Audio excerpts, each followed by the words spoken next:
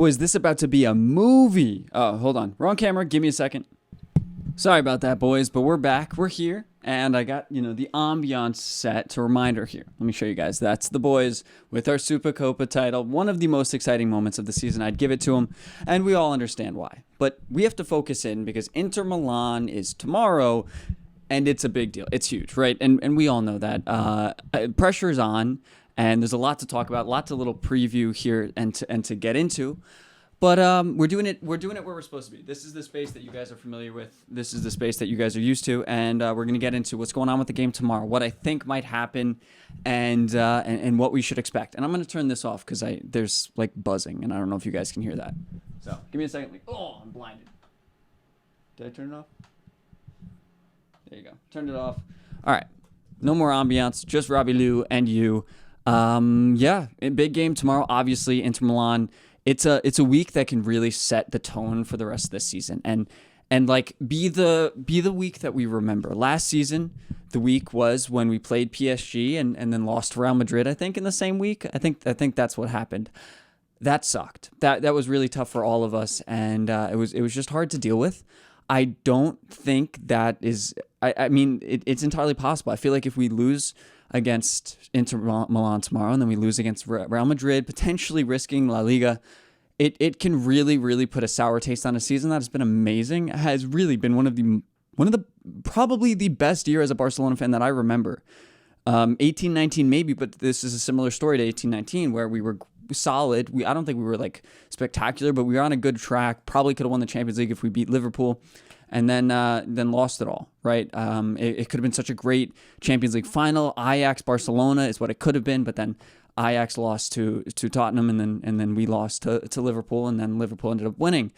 This game against Inter Milan is the beginning of all of that, and it's unfortunate, especially because Balde is going to be out. We did hear recently that Lewandowski is going to be around, so that's, I guess that's something good that we can be happy about. I do think he's going to help a lot. I think we missed him against Inter last time, and just because Ferran Torres just doesn't fill space like a striker, and sometimes that can work, but I think especially when teams are sitting back so much and we're throwing so many crosses in the box, we need somebody who can really go for a header. And whether Lewandowski can beat out 190 cm guys, like massive center backs that they have, is one thing, but Ferran Torres definitely isn't, and he definitely didn't. And I think Lewandowski has that killer instinct that Ferran just doesn't have. So I don't think him being back will be a bad thing in any way, but I don't think it would have been as significant of a benefit as having Balde back would be. It turns out he's not even included in the squad, so he definitely will not be there. I think that is a major loss to this team. I think Inter got incredibly fortunate that happened because they also are able to now focus so much more on Lamin's side of the pitch and defend him probably a little bit better because they don't have to worry about as much threat wide on the left like they would if Balde were there. Rafinha is just not that wide threat. Now, I played with a couple ideas that like playing Rafinha at left back could be pretty cool if you play Rafinha at left back and then you have Fermin Lopez potentially, or Danny could play out on the left as well, and having those guys combine. The problem is obviously Rafinha is not going to be as defensively, in theory, as solid as Gerard Martin, but he does put in a ton of work. I have noticed, however, when he is that deepest fullback, whether it's on corners or for whatever reason he is defending like a fullback, he doesn't track runs wonderfully, which is probably one of the reasons they wouldn't actually do it. And obviously this is such a high risk game. Hansi, I can't imagine will take a risk like that, but that means we're not going to have a ton of width on the left. And I think not having Balde is going to be a huge, huge loss. Lewandowski is in the twilight of his career, and so he's probably more willing to risk himself, his body, and an injury to play two more games, because winning a treble this season or doing incredible things this season, when it's the second to last season you're probably more willing to risk a few things with your body. And he's just a unit in a way that I don't know if Balde is yet. He probably just doesn't know his body as well. And it's unfortunate that we don't have him. And it's even more unfortunate that it seems like Inter are going to have all of their guys back. I've seen a lot of talk about steroids or something, because all of these guys go out and they're like seemingly going to be out for 3 to 4 weeks or whatever, a long stretch, and then immediately come back, basically, and don't miss any time or anything. And so we'll see. I'm gonna lower this because it just feels super bright. Oh, it's because the ISO. Never mind. Whatever. We'll leave it. And so I'm worried. I think it's okay to feel that way. You know, we've been stressed out recently and a lot just because guys are tired. They've played a ton of football. We don't have a ton of depth all over the pitch. Like it would be ideal if we are playing as much football as we are. So to have Inter be able to field a basically full perfect squad, and I doubt Lautaro will be back, but Pavard might be back, and you know, I think Bisek was really good, and Pavard's shorter, but Pavard has played a lot more football this season. He's just a lot more proven at the biggest stage than Bisek is, who's still pretty young and you know, played for Leverkusen last season and hasn't played a ton for Inter this year. So I think that'll make them even better defensively, and I think Bisek was good, but that makes it me worried about this team that has to go up and obviously perform incredibly well.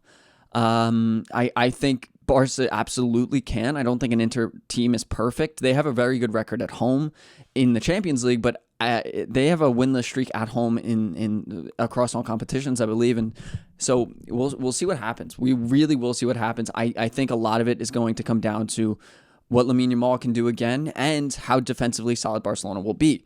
I would expect Barcelona to have focused a lot on free kicks and corners and things like defensively and trying to figure out how to handle that stuff. I think playing against Valladolid was good for their attack because it was like playing Inter Milan, the Costco versions of Inter Milan. You know what I mean? They're going to sit back and they're going to counter. That's exactly what Inter are going to do. We know what they're going to do, but it's whether or not they can handle their see how well they can attack against them and then make sure they defend a little bit better than they did at home. I think ending up conceding only 3 to them, and not only 3, but only 1 goal during the run of play, and it being in the first 30 seconds is pretty good.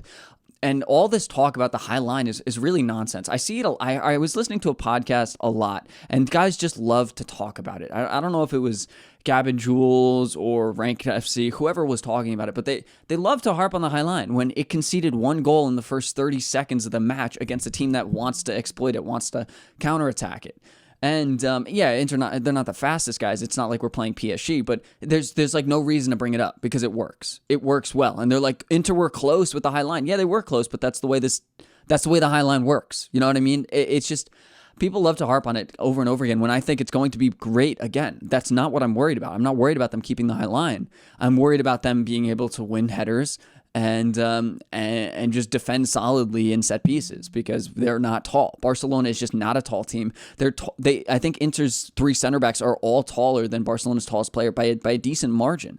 I don't think anyone starting besides Chesney is going to be over 6'2".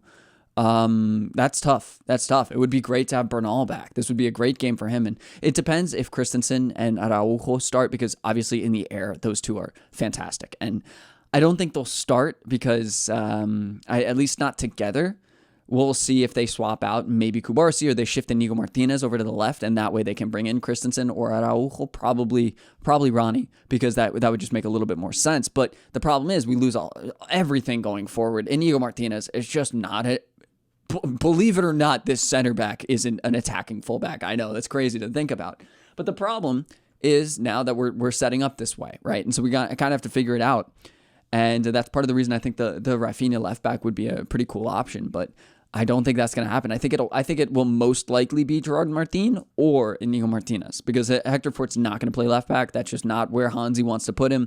We've seen I don't know his first name, but it's Fare or something like that. He is from La Masia. We saw him warm up against Valladolid, and I can imagine we see him come in if they struggle on the left side. But before Hector Fort would, but I don't really see that happening. I don't think a big change like that would happen. I think it would be more likely to switch Inigo over, honestly, and then bring somebody in for Gerard Martin if we're really struggling in the air or something. But I think this team is set up well to connect, and you know it's really unfortunate that we don't have a full strength squad, especially at this point.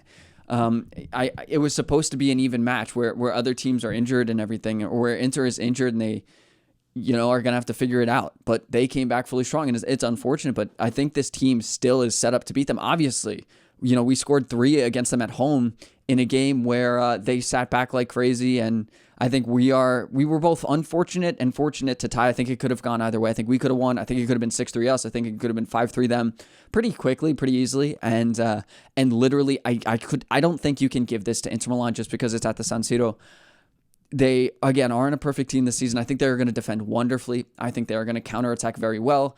I think if their full strength squad goes out there, it's going to be very difficult for Barcelona. But that doesn't mean it's over. That doesn't mean there's no chance. And I don't know. I see so much terrible mentality on Twitter about some of these guys and thinking about how the season can go. And even if this game doesn't go great tomorrow, the opportunity against Madrid doesn't change, and the opportunity in the league doesn't change, and the incredible success of this season doesn't change, right? I had that picture up on the wall for a reason. I think this season has been incredible, and whether or not Barcelona lose every single game for the remainder of the season, I think this team is back. They have shown that they can compete with the best teams in the world over and over again. They could come back and have this mentality that hasn't been seen for Barcelona in like over so long. Is so impressive, and that is so important to us to feel like we support a great team again. I think it's been really hard for Barcelona fans for 6-7 years where they've played terribly, and we were impressed and happy with actually the smallest thing. And I think it's important to remember that and to be proud of what this team has done and the insanity that has been created amongst these players all year. And just let Lamine go out there and do his thing. Let Lewandowski figure it out again. I think Robert is going to be firing tomorrow, and whether he is from the jump or if we go down one, I think he has that mentality switch too to turn it on and help save this team, where I think he's played better when we're down, like you could say for honestly a lot of players. And so to go into Inter Milan, into this match not with a lead, I'm okay with it. I'm okay with these guys. I have confidence in them. I have confidence in Rafinha too, to turn it on, to finish a couple more of those chances, and to be a little bit more clinical than he was against Inter last week, and to do his thing. We'll see what Dani Olmo does. We'll see how he shows up. Hasn't been the best version of Danny in the past couple weeks, and that's unfortunate. I think if he's on and he's connecting well with Lewandowski, which I think he connects with better than Ferran Torres, I think it could be mean. I think it could be a mean little setup, and I think Barcelona are just as likely to win this as Inter Milan are. And honestly, as a neutral, if you're watching this and you're not a Barcelona fan or an Inter Milan fan or a Madrid or an AC Milan fan, you should just enjoy the game. This game is going to be insane no matter what. And so just enjoy yourselves, man. And if you're Barcelona fans, just breathe it out. I know this Inter team looks really good, and they can be really good, but so can we. And I don't think there's much in it. I don't think you can convincingly say either way. And even though Barcelona are, weakened right now, Lewandowski is going to be a probably lesser version of himself. And Balde, obviously not having him there is huge. But Pedri, Frankie especially has looked incredible in the past few games. And I think Pedri can, turn it up as he's done all season. This back line is going to do their thing, and we'll see if we can win some headers. I think this is our game, and let Lamine do his thing. Let him cook, bro. Lamine, start that conversation about the Ballon d'Or push. If you score here, man, again, saving us, that would be huge. Same with Pedri. Pedri could do it as well. I think it's those goals that can really change the Ballon d'Or conversation. But enough yapping, boys. Big game tomorrow. I expect to see pretty much the exact same thing we saw last game, and just hope we can defend better on corners, and then who knows what happens. Who knows what happens. I think it's going to be fun. But thank you guys for watching, as always, and I'll see you guys all in the next one. Peace, everybody.